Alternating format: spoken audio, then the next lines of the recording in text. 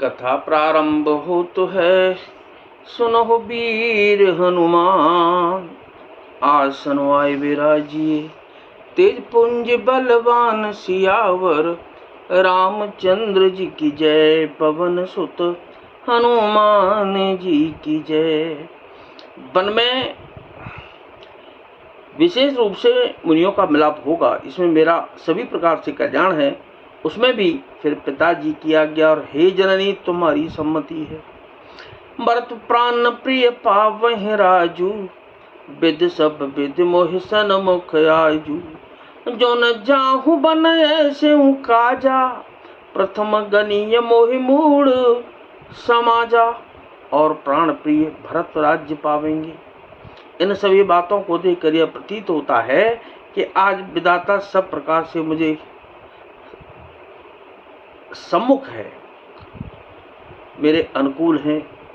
यदि ऐसे काम के लिए भी मैं वन को न जाऊं तो मूर्खों के समाज में सबसे पहले मेरी गिनती करनी चाहिए। से बहि अरणु कलपतरु त्यागी, परिहरे अमृत ले बेसुमांगी। त्यों न पाही यस समो चुकाई, देखो बेचारे मातु मन माही। जो कल्प वृक्ष को छोड़कर रैंड की सेवा करते हैं और अमृत त्याग कर विष मांग लेते हैं, हे माता तुम मन में विचार कर देखो, वे भी ऐसा मौका पाकर कभी न चूकेंगे, यानी कि महामूर्ख भी।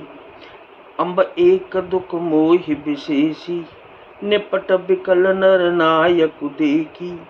थोड़ी ही बात पितई दुख भारी, होते प्रतीत न मोहि महतारी। हे माता मुझे एक ही दुख विशेष रूप से हो रहा है, वह महाराज को अत्यंत व्याकुल देखकर। इस थोड़ी सी बात के लिए ही पिताजी को इतना भारी दुख हो। हे माता मुझे इस बात पर विश्वास नहीं होता। रावधीर गुण उदधि अगाधु, बा मोहते कछु बड़ अपराधु। जाते मोह न कहत कछुराऊ, मोर शपथ तुहि कहु सत्य भाऊ। क्योंकि महाराज तो बड़े ही धीर और गुणों के अथाह समुद्र हैं। अवश्य ही मुझसे कोई बड़ा अपराध हो गया है, जिसके कारण महाराज मुझसे कुछ नहीं कहते। तुम्हें मेरी सौगंध है माता, तुम सच सच कहो। सहज सरल रघुबर बचन, कुमति कुटिल कर जान। चलई जोंक जल वक्र गति, यद्यपि सलिल समान सियावर। रामचंद्र जी की जय, पवन सुत हनुमान जी की जय। रघुकुल में श्री रामचंद्र जी के स्वभाव से ही सीधे बचनों को दुर्बुद्धि कैकेयी टेढ़ा ही करके जान रही है। जैसे यद्यपि जल समान ही होता है, परंतु जोंक उसमें टेढ़ी चाल से ही चलती है।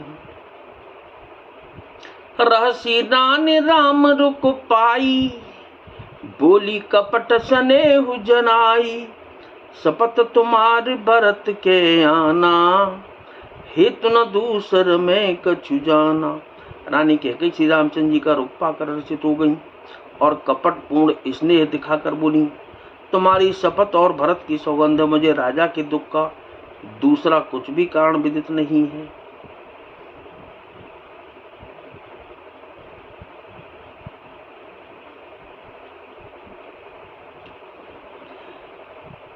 तुम अपराध जोगु नहीं ताता, जननी जनक बंधु सुख दाता। राम सत्य सब जो कछु कहूं, तुम पित मातु बचन रत अहूं। हे तात तुम अपराध की योग्य नहीं हो, तुमसे माता पिता का अपराध बन पड़े यह संभव नहीं। तुम तो माता पिता और भाइयों को सुख देने वाले हो। हे राम तुम जो कुछ कह रहे हो सब सत्य, तुम पिता माता के वचनों के पालन में तत्पर हो। पितई बुझाई बहु बल सोई, चौथी पन जेह अज सुन होई। तुम सम सुवन सुकृत जेह दीने, उचितनता सुनिरादरु कीने। मैं तुम्हारी बलिहारी जाती हूँ, तुम पिता को समझा कर वही बात कहो जिससे चौथे पर बुढ़ापे में इनका अपयश न हो। जिस पुण्य ने इनको तुम जैसे पुत्र दिए हैं उसका निरादर करना उचित नहीं। लागहि कुमुख वचन शुभ कैसे, महंग गया दिक तीर्थ जैसे। राम ही मातु बचन सब भाए, जिम सुर सरिकत सलिल सुहाए।